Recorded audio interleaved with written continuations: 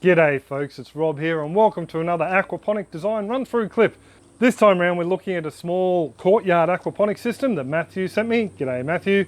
And we'll give a little bit of a walk through how he's laid it out, and then I'll follow up with the small tweaks that I do to it, just to basically run it the way I would if I was building it. Just quickly before we hook into it, it'd be fantastic if you could hit that little subscribe button down there and then click on the bell icon when it appears, and you'll be notified whenever I upload more aquaponic clips, be it on system design, something like this, or actual build components. I've already got a fairly large back catalogue that you can check out using that little link up there, and there'll also be one down in the video description below. So to begin with, looking at Matthew's system, we will start with the fish tank. Now the fish tank is something he's going to build himself. It's a little 3 meter long, 1 meter wide, half a meter tall fish tank. In the fish tank he has a pump, and that pump will be running the water under the floorboards up to a swirl filter, and then from there the water will exit the swirl filter and flow by gravity into the grow beds. And the grow beds, they're set up as flood and drain according to the information I've been given, and they will drain down into a sump tank that runs the center of the grow beds through what are probably bell siphons set up in the center of the beds. Now from that sump tank, the water is traveling back to the other end of the fish tank through a pipe that is underneath the floorboards where it discharges into the fish tank. And he also intends to run the system on a timer, so the water won't always be flowing in the fish tank. Now, I personally don't like doing that. I prefer to let the system run 24/7 and also have an air stone in there to make sure that there's enough dissolved oxygen in there for the fish. If you do have a timer on the system, you definitely need to make sure that the total volume of that fish tank is passing through the media at least 1.5 times an hour, if not twice an hour, so all the waste from the fish can be processed by the bacteria from ammonia to nitrite and then into nitrate. The size of pump required for a timer system like this, I think you'd need at least a 6,000 to 8,000 litre an hour pump. The reason being is there is a lot of pipe friction here, flowing the water underneath the boards, and also lifting it up from the top of the water to the top of the swirl filter is going to be about 50 to 60 centimetres, so almost 2 foot. It does help to have that little bit of higher velocity in there. You can never have too much flow, a lot of people will say, so that's something to consider. Matthew's also said that he intends to enclose around the grow beds and the swirl filter with timber paneling, which I think is a fantastic idea. It'll make the area look a lot more schmicko and also hide a lot of the plumbing and parts underneath the grow beds. Thought I'd just run through a few points that Matthew might want to rethink on this layout, mainly because they could cause issues down the line, and then I'll cover how I would set up the system. So to begin with, we'll look at the fish tank. Now in the fish tank we have a pump. Now my problem with pumps in the fish tanks is that if something happens down the line, maybe the drain line coming back into the fish tank is interrupted somehow, you can end up pumping all the water out of your fish tank, basically killing your fish very quickly. So with the pumps, I always like to include them into a sump tank. So even if the pump does fail, there's a burst pipe or whatever, there is always going to be a constant height of water within the fish tank. And then you can have backup air or maybe an air stone in there already that can keep the fish alive until you can fix the problem with the system. Another issue you have with the pump in the fish tank is all those solids run through the pump, get broken down into finer solids before they make it out into the filter, making it harder for them to remove from the water column. Now just quickly back to the fish tank. Matthew was intending to build it out of timber and have a lid on top so he could sit on top of it.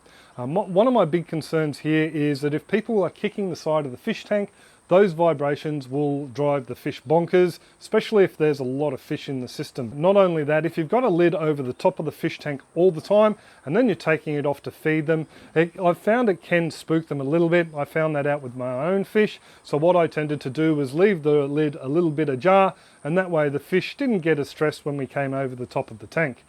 The next point that I'd just like to cover quickly is the swirl filter. I'm not a huge fan of the swirl filters, even though I have never built one myself. I've spoken to people who have run both swirl filters and radial flow filters, and I've also seen a paper, which I'll post a link to down below, that runs through a comparison between the swirl and the radial flow, and the radial flow filter comes out on top. So for me, my liking, I'd prefer to have a radial flow filter in there. You'll find you'll get a lot better separation of solids from the water column. From there, the water flowing into the grow beds, not a huge issue there. No problem having that coming through under gravity. The one issue I can see though is having the bell siphon set up in the center of the bed. That's mainly just due to ease of access. If you have a whopping great big tomato plant growing in there and it grows over the top of it, and you've got to get in there to try and get some of the roots out of the plumbing inside the bell siphon shroud, it just makes it a little bit harder if you have to reach over the top of the bed.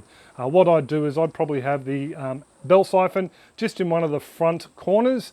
Just makes it a lot easier to work on, and also run your pipe work and maintain it underneath as well.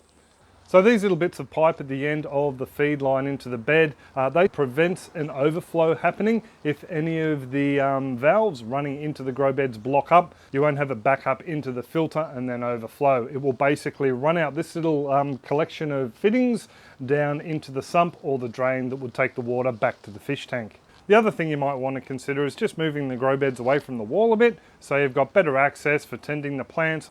The next point is the sump tank under the grow beds. It doesn't really serve a purpose other than holding more water capacity, which could help to balance out the temperature of the water overall.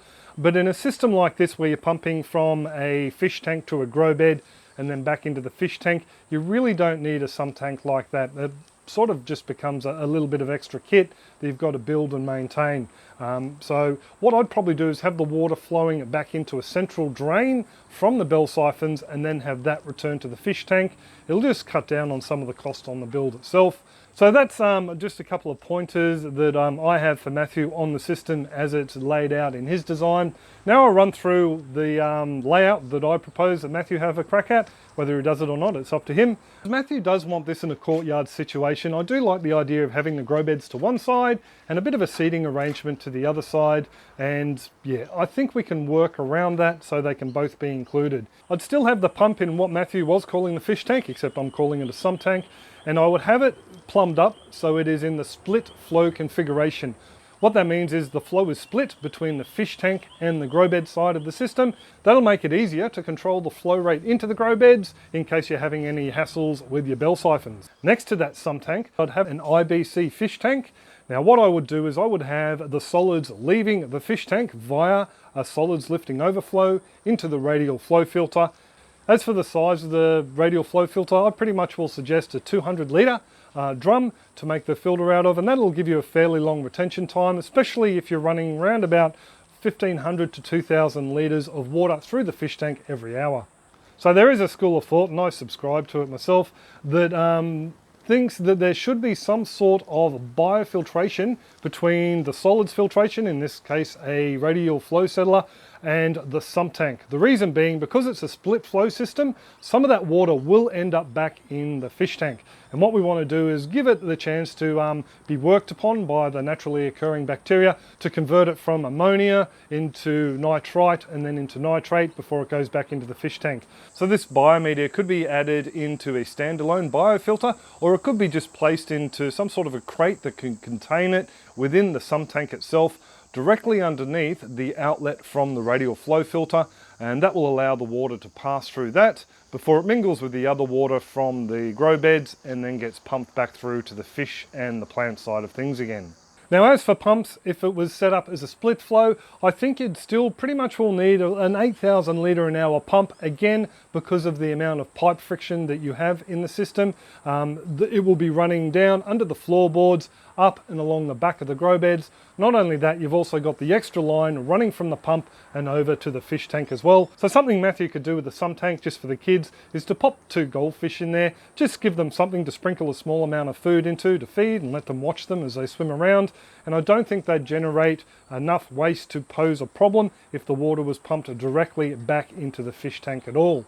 So underneath the grow beds, I'd still have a communal drain that collected all the water from the bell siphons in the grow beds and delivered it under the decking back into the sump tank itself. Now this system should work absolutely fine as long as the fish side of it isn't overstocked. Now I do have a clip up there looking at fish stocking rates, so you can go and check that out. There'll also be a link in the description below. And what it does is it gives you a bit of an idea on how many fish you can stock in your backyard system given the amount of biofiltration provided by your media-based grow bed, be them clay, rock, scoria or volcanic rock or expanded shale. So check that out if you want to know how many fish you can grow in your system. Now another idea that I think Matthew might want to think about is ditching building the fish tank and stick with using IBCs. What I'd do is I'd create a single loop aquaponic system on the side of the courtyard that has the grow beds. Depending on his space, he might need to remove one of those grow beds, or there might be enough. I'm not 100% sure on how much room he has. Now, what I suggest you do is have a fish tank, which takes water and solids created by the fish and drops them into a radial flow filter. Now, that radial flow filter will then deposit the water directly out into the grow beds, and from there, the water will fall naturally into a sump tank where there is a pump, and it can send the water back up into the fish tank.